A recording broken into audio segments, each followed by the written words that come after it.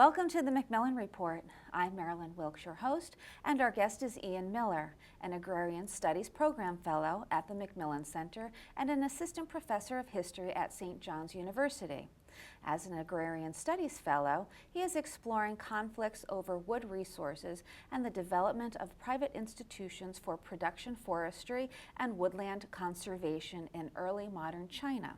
Today, we'll talk with Professor Miller about the development of forestry in early modern China. Welcome, Professor Miller. Hi, Marilyn. How are you? Good, thank you. So let's begin with the book you're working on. Tell us about it. Sure. So, like you said in the intro, I'm working on a book on forestry in early modern China. And I'm really interested in sort of the interplay between three different questions. So the first question is a sort of large-scale institutional question about where the wood on sort of long-distance lumber markets is coming from, how the state is managing its wood supply, and basically how the large-scale flows of both sort of fuel wood and timber are working in early modern China. The second question is a much smaller scale institutional question, and it's really a question about wood rights and about property rights. Okay. And so here, what I'm interested in is, around the world, historically, wood is a common resource. Sure. So it's like everyone in the village has the right to go and cut firewood from the common wood lot. Okay. But in the early modern period, it changes. Oh. And wood starts to become claimed as a private property. And one of the reasons for that is because now you can sell it on these long-range wood markets, or also because the state is making stronger claims to wood. Okay. And so I'm interested in how that takes shape in China, because actually the question of property rights is a sort of interesting and somewhat fraught question in Chinese history as well. And then the third thing that I want to do is to combine this large scale and this smaller scale institutional perspective to try to say something about the long-term environmental change, long-term landscape change in China. And this is another sort of fraught question in Chinese history because we're addressing a narrative that holds that China experienced sort of long-term deforestation and really quite severe deforestation. And so I'm trying to use both this large scale and this smaller scale perspective to add some nuance to that story. Okay, when you say early modern China, help me with the years you're Sure. talking about. Sure. So I'm talking principally about the period between about 1200 and 1800, although I range a little bit earlier than that and a little bit later than that as my sources take me. And as you're looking at China, are you also looking at other parts of the world in terms of what they're doing? The West, for instance, Japan perhaps? Yeah. And are they similar or very dissimilar in their approaches? Sure. So the core of the book is a study of China, but I'm very much motivated by the comparative historical perspective. And so if we look at Europe, for example, this is a period when, I mean, especially after about 1500, European states, first Venice and then later places like Spain and France and England and the Netherlands, and then later the German states, become very much concerned with where their supply of timber is coming from. Okay. And so they're innovating new forms of state oversight, and in particular territorial oversight of wood production. Okay. In particular to ensure that they have enough wood for their navies, because this is, after all, the period of colonization and the period of pretty intense naval competition between these Atlantic powers. So they're using a lot of wood to build ships. Exactly. And, and becomes a strategic concern because if the Netherlands has a better supply of good shipbuilding timber, that means they're going to have better naval ships and they can, contest the Spanish in that realm. And in Japan, we see, a somewhat different trajectory, but nonetheless the same overall trend, which is that, this concern of wood shortage brings the Japanese state, and in particular, so the Japanese state is divided into individual sort of territorial lords in addition to the more centralized state, and they all become involved in controlling wood production, again out of concern for wood shortage. And so my interest here is that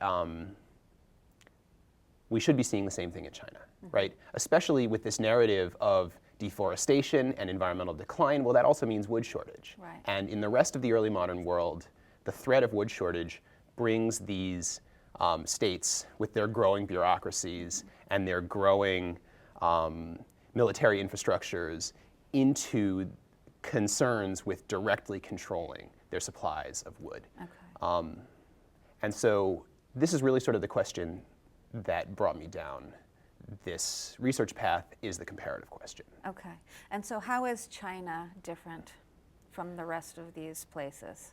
Yeah, so it's different than them in the sense that there's just much less state forestry. Okay. And the thing that, and sorry, I'm go ahead. sorry. So when you say less state forestry, meaning the government is not controlling the forests, that it's more privatized, or it's just no one is controlling it and it's a free-for-all? So that sort of later statement is, I think, the way people maybe used to think about China. But actually, one of the things I'm trying to show is that even as the state is not directly involved in managing forests on the ground, there are other parties that are doing this. Okay, so tell us about them. Yeah, sure. So this is really what the second half of my book project is about, which is how private families, and these are, we shouldn't think like the nuclear family. These are large, sort of family structures that get involved in controlling woodland. So very prominent families, typically, would it be? So these would be the most prominent families in their locality, but it's a little bit different than in Europe, where you have this titled nobility. China doesn't really have a titled nobility after about the 9th or 10th century in the same way. There's a very thin one at the top. But these are, the most important gentry families in each village, in each county, by and large. And they own large properties, and then they innovate all kinds of different financial instruments to deal with their investment in, especially in timber, and to a slightly lesser degree in fuel wood. And the reason for this is actually quite interesting, because, so if you think about the early modern economy, it's mostly agrarian. And so when you're talking about grain crops or fiber crops or even tea, it's something you harvest every year. Right. And so it's very easy, if I own a plot of land and then I sell you the plot of land, for you to take over the management and do what you want. Sure. If you want to plant millet instead of tea, it's easy for you to do that. Right. But when we're talking about timber, this takes 20, 30 plus years to mature. Sure. And so if we want to figure out how to transfer the management of the forest from me to you, or to subdivide the management so that I get a half share and you get a half share, or also to distribute risk so that instead of each of us owning a half share in one forest and maybe it burns down, so that maybe we will get together with 20 other people and each own a smaller fractional share in 10 different forests.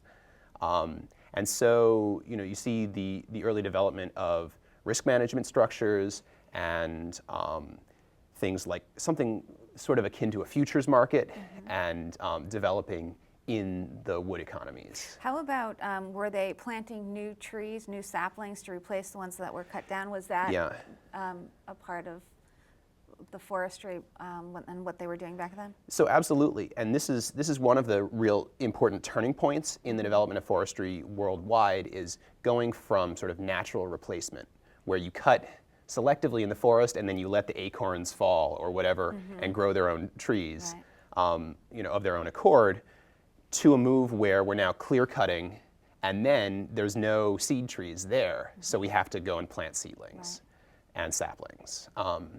And so both of these are things that the techniques for planting seedlings and saplings are described as early as, I think, the 5th or 6th century.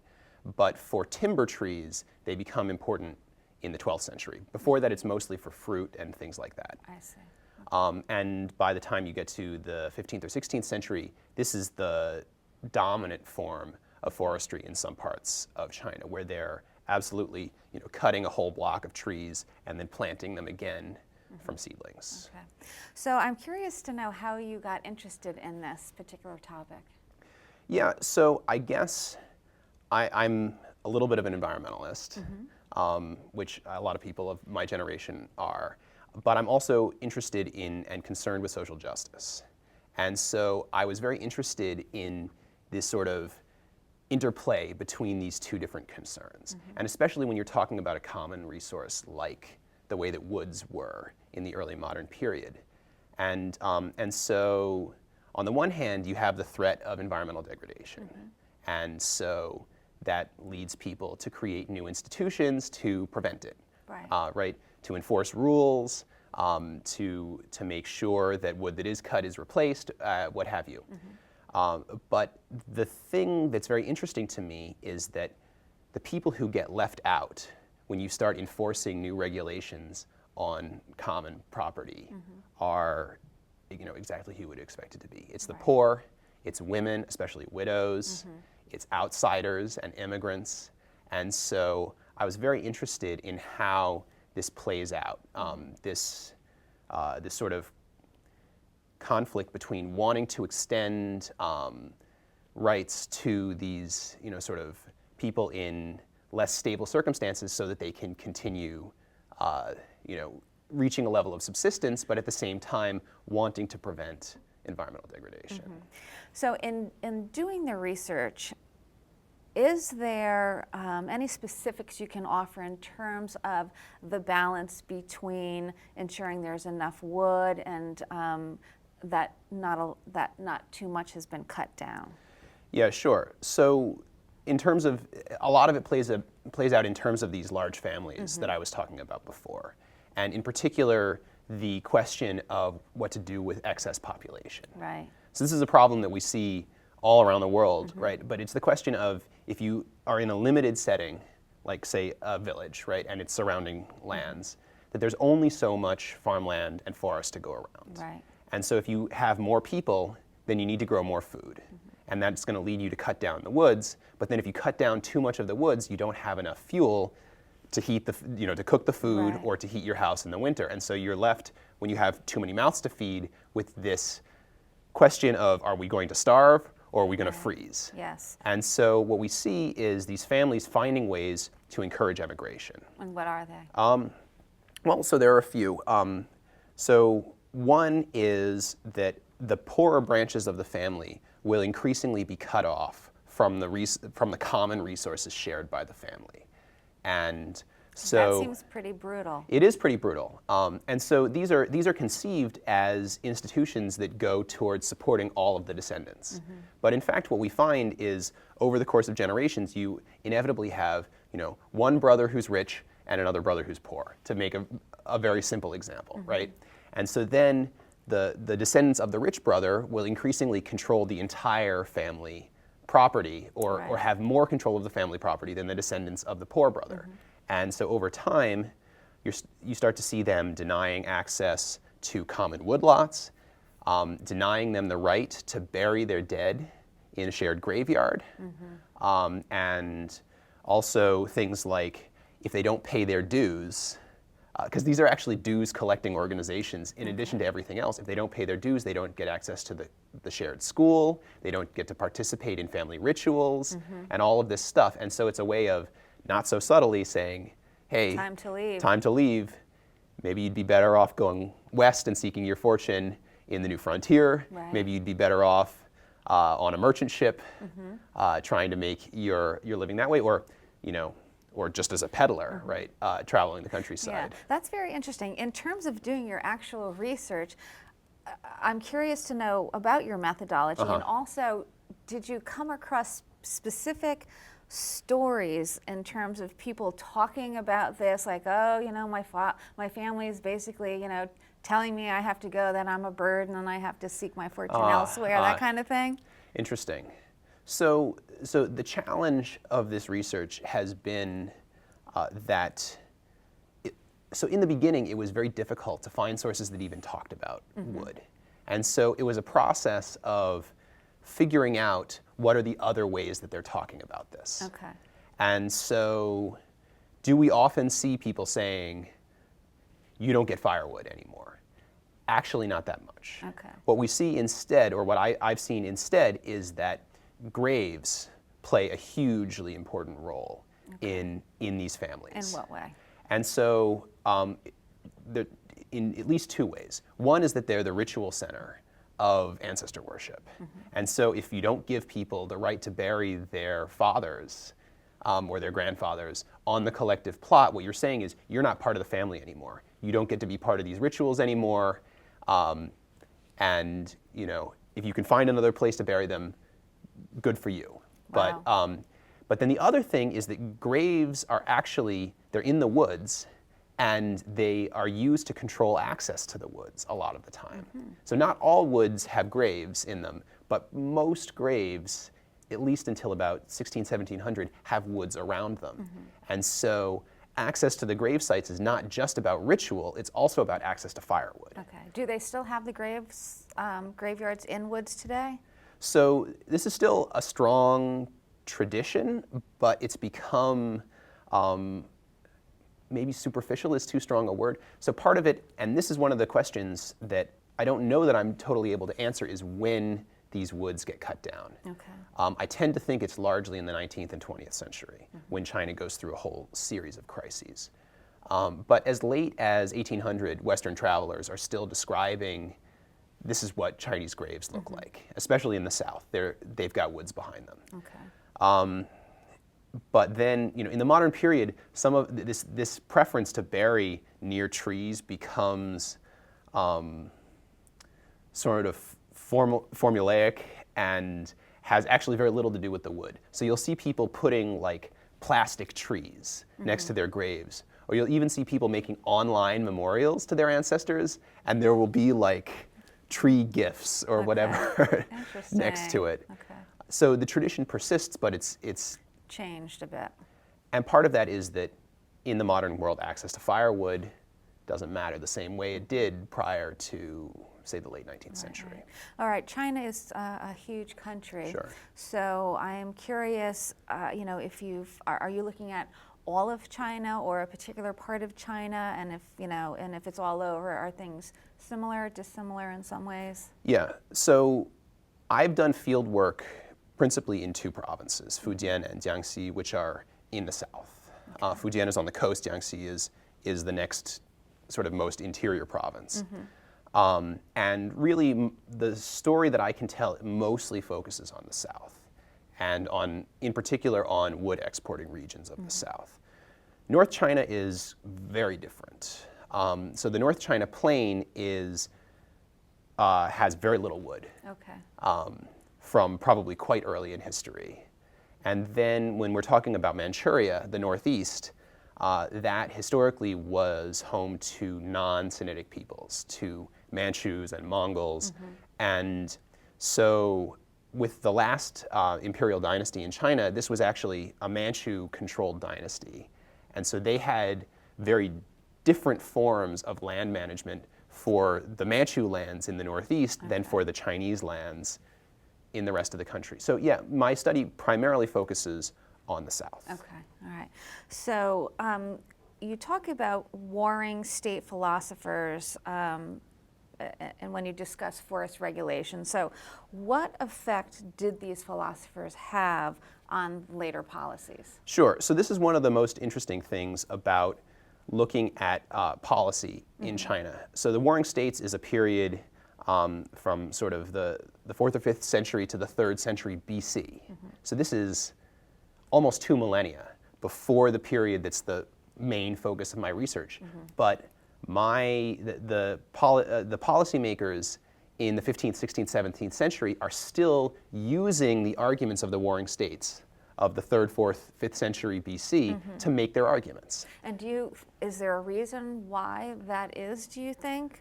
I mean, do you have a kind of a premise as to why that would be? So I think that there are two reasons. So the first is that political philosophy in China basically starts in the Warring States. And a lot of that is because this is the period when states, the early period of state building in China. And so with the emergence of recognizable forms of polity, you also have the recognizable emergence of forms of political discourse. Right. And so up until the 19th, even the early 20th century, these ideas still have some currency because the institutions themselves actually have a great deal of continuity, going back 2 millennia. The other reason, which is very actually closely intertwined to the rise of states, is this is the earliest period where there's a clear experience of environmental degradation, of deforestation in particular. And so not only are these early philosophers reacting to the rise of states, but they're also reacting to the possibility of environmental degradation. I see. And so the early states, these warring states, and then the earliest empires in China are able to draw on this body of philosophy to argue for certain forms of conservation. Right, okay. And so, it's not just the earliest policy arguments in general that go back to the warring states, but it's specifically the earliest environmental policy arguments that go back to the warring states. Okay. And so those are the same ideas that are getting, Okay. I guess in some ways it's the Silent Spring moment, right? It's the moment when they realize the possibility of totally degrading their landscape. Right. And so the political will and the ideas about how to use this political will to create sustainability are created. Right, right. So in listening to you say that happening, so many thousands of years ago, it makes me think about today in terms of, some of the things we're facing in our world today in terms of deforestation and environmental issues. So I guess I want to ask you, does the early history of forestry in China teach us anything for today? Yeah, I think it does. We have to be careful applying the lessons of history. There's a turn of phrase I really like, which is, history doesn't repeat itself, but it rhymes, right? And so some of these same issues that we see, at least in general terms, as early as the 3rd or 4th century BC, are the same issues, again, in general terms, that we see today. And so the interplay between questions of preventing environmental degradation and questions of ensuring equitable access to resources are things that people were dealing with for hundreds and really thousands of years in China, and that we're dealing with now.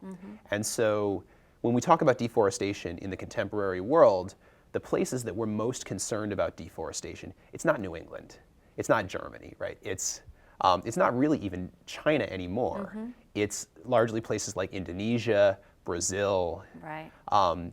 And these are, by and large, poor countries, and the regions that are being deforested are, by and large, poor regions. And so when we're talking about halting this deforestation and encouraging sustainability in the Brazilian rainforest, we also have to think about what effect this has on the locals who rely on forest resources for their subsistence. Right. It is a complicated situation, and, in addition to the people, the animals that are displaced as well. So absolutely. it is a very complicated situation.